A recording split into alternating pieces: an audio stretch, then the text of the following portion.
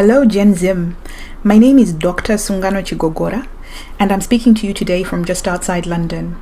It's really hot and bright today and the lighting is poor because of the glare, and I've cheated a little and applied an effect. I hope this is okay for you, otherwise the video was too dark when I tried it earlier. I was asked by your GenZim mentor to speak to you for about 10 minutes, and this is my second or third take, and each take has taken longer and longer than the other. So I'm going to try and limit this to 10 minutes to preserve your data, but that might mean I might speak a little fast, and I hope that I cover all of the points that were given to me to talk to you about. So, I'm an epidemiologist by profession and qualification. I currently work in higher education as a senior teaching fellow and course organizer on the MSc Epidemiology at Imperial College London. I teach on that course and also contribute to teaching on the Master of Public Health. I've got a few points that I was asked to speak to you about by Rumbi, and I might have to refer to my notes every so often to just make sure I've covered all of those. So I will try and go in that order, but we'll see. So where did I grow up? Okay, I was born in a small town in Zimbabwe and grew up in Gweru, in a not so wealthy, actually in a not wealthy neighborhood. It was a great neighborhood to grow up in. We played outside a lot. We played pada, we made mud families, we climbed trees. We spent the whole day playing outside. I went to nursery school at the local YMCA. We played and napped a lot, and we had a lot of mazoi. It was an idyllic childhood for that reason. However, as I grew older, I recognized that we didn't have a lot of resources that were necessary for optimal development of children and for better life outcomes. I was fortunate in that I was able to go as a born free to a previously white school, which was Cecil John Rhodes, for not a lot of money because the government subsidized fees at that time quite heavily. So we were able to afford to go to a pretty good school. And on going there, I recognized that I needed to learn a new language, which was English, as I spoke no English at all at that time. By the time I left CJR, I was a serious snob. I had learnt English and was a sort of msalad. I was also the head girl, was always top of my class, so I felt very good about myself by that time. I went to Victoria High School for my high school education, and that took away a little bit of that snobbery, because growing up or learning around Victoria brings you down to earth. It was also a really good place to learn, and I enjoyed my higher education, or my high school education as well. After that, I came to the United Kingdom and started a diploma in nursing. During that time, I had a lot of part-time jobs. I think one of the points, actually, going back to my notes, was where do I work? Well, what is my current profession? I've already mentioned I'm an academic and epidemiologist. And apart from the time that I one short stint where I worked as a cashier at Nando's in Gweru, I've always worked in London. I've always worked in the United Kingdom, in London specifically. So I did my diploma in nursing and worked part-time as a carer. I worked as a postal worker. I worked in short waitressing jobs similar to the Nando's role. And this was to support my living expenses. My tuition was paid through my bursary, as were most of my living expenses actually at the time. But I also had to pay a lot of black tax, so the additional work was useful. After my diploma, I started working as a nurse on a hematology ward, a stem cell transplant unit, where I administered high-dose chemotherapy and supported care for patients who were receiving transplants for leukemia, myeloma, lymphoma, and also cared for patients that were suffering sickle cell crisis. During that time, I completed my Bachelor of Science in Nursing part-time at City University London.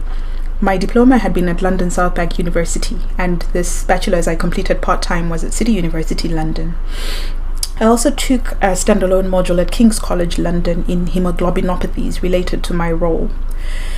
After a 5-year period where I went up the ladder in nursing, I got a role as a clinical nurse specialist in transfusion.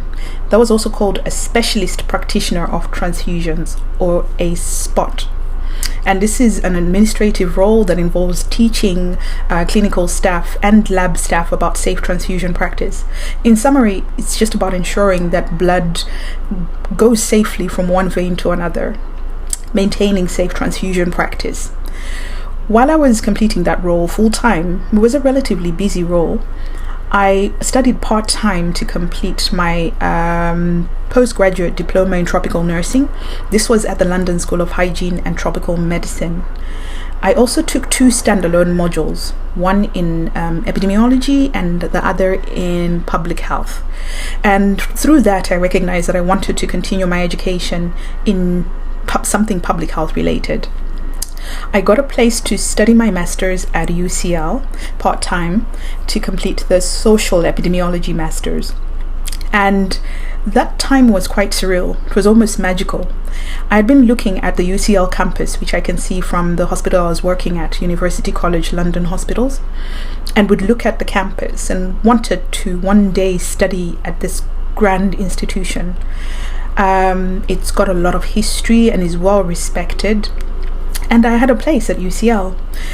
I really enjoyed that experience, and I was taught by revered professors in the field of social epidemiology, specifically Professor Michael Marmot, as one that you might recognize. He contributed to World Health Organization, Fairer Society report.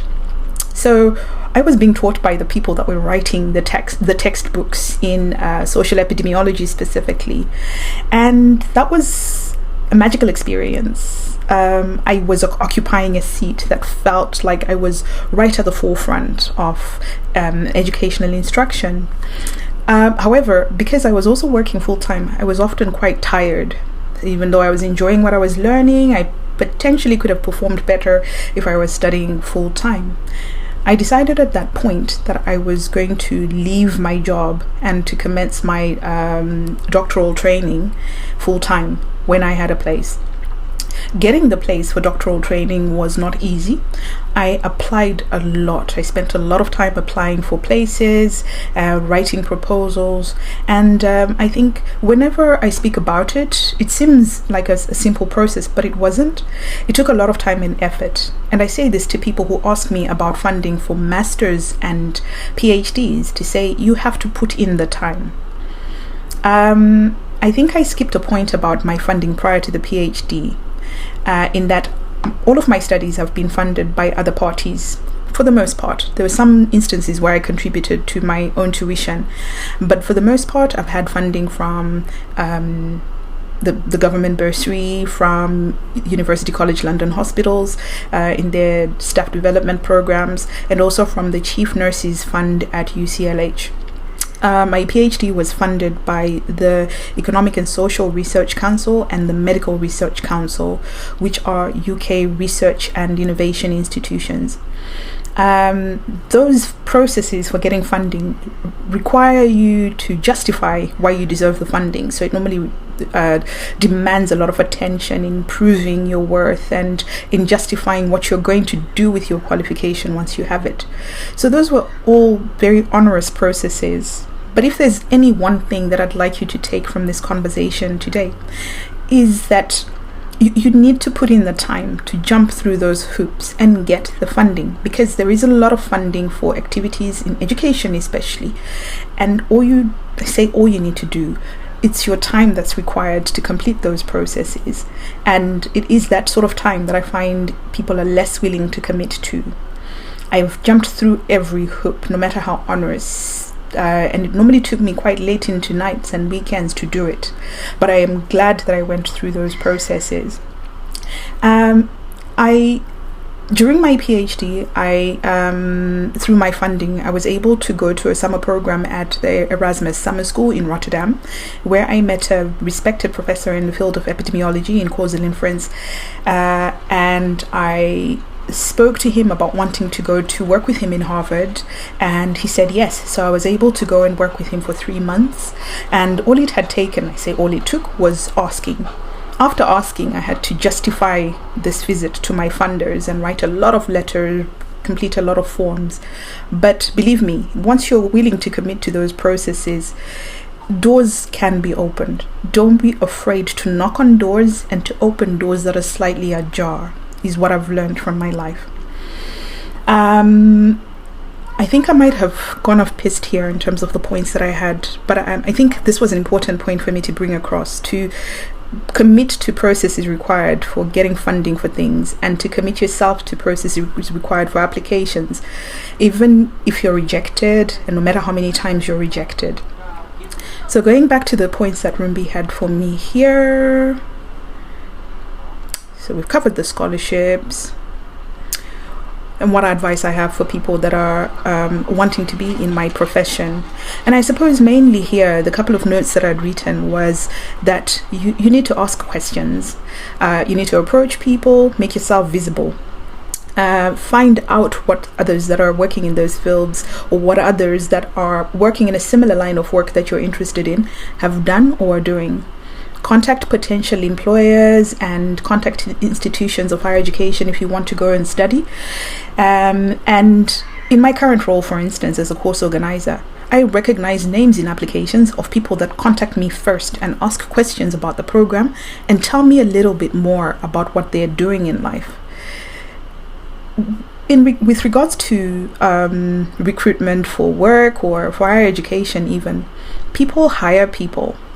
You have to make yourself relatable and recognizable and visible. So if you're applying for a job or for a place, contact the institution first, tell them who you are. Ask if your circumstances suit that place. Normally, employers or institutions are honest enough to tell you if your qualifications and background do not suit the space. If they are adequate, or if they are what they are looking for, they would tell you, they would give you some information that would help you in preparing your application and in seeking a role in those areas. What are the three big themes that I think would affect my industry? Research and teaching institutions are quite respected and revered thought leaders in the world, and especially right now with what's happening with COVID-19. I work in the team that's led by Professor Neil Ferguson, and I recognize the respect that comes from being in that space. I don't know that there is a lot that's going to affect how we work in the near future, but I'm also aware that there's a lot of education that's freely available online. How that's going to change the landscape of higher education, I am not sure. So I'm not sure that I'm able to respond to that adequately, but that was one of the points to cover. Who do I admire most and why? So I admire people that I can relate to. If I can see it, I can be it. So I take inspiration from people who have walked a path that's similar to mine, that can show me what I can be. So, not directly in my path. One of my biggest inspirations is Michelle Obama, for being a black woman. But closer to home, I respect Dr. Terry Wright Trent. I hope you've heard about her, and the amount of adversity that she had to overcome to be where she is. I really respect Afua Hirsch and Dr. Sholamos Shobabimu for continuing to resist. Life's a struggle as a black woman. You would know that as a black female, potentially. I hope you've been protected from those influences, but I doubt that you don't know what's happening right now in the world. And these are people that speak up all the time, relentlessly, about how as black women we are worth it too. I respect and admire Dr. Precious Lunga, mainly because she's also an epidemiologist and of Zimbabwean origins. And finally, I'd listed here among the people that I respect and admire my sister, Dr. Petina Gapa. She's an amazing writer. She's a genuine, easygoing person.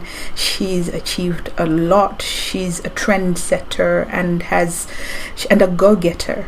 And she has shown me to some extent how much I can get for myself by looking at the path that she's walked.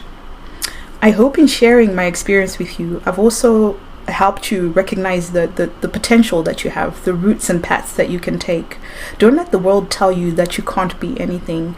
Knock on doors, look into requirements and see how they suit or match your abilities, and develop yourself to get to those places that you want to be. I'm sure there are a lot of recordings here and videos that you will see from other people that are in places that you'd like to occupy. With regards to being in higher education, my contact details are on the Imperial website, specifically for students who want to come to Imperial to ask me questions. And if that is something that you'd be interested in, don't be afraid to email and ask, similar to any other institution that you'd want to go to, as said earlier. I thank you for your time. Sorry, I've once again gone well over the time that I was asked to complete this in, but it's much shorter than I did earlier on, and apologies for speaking very fast. I wanted to make sure that I shared the most within your data availability. So thank you very much.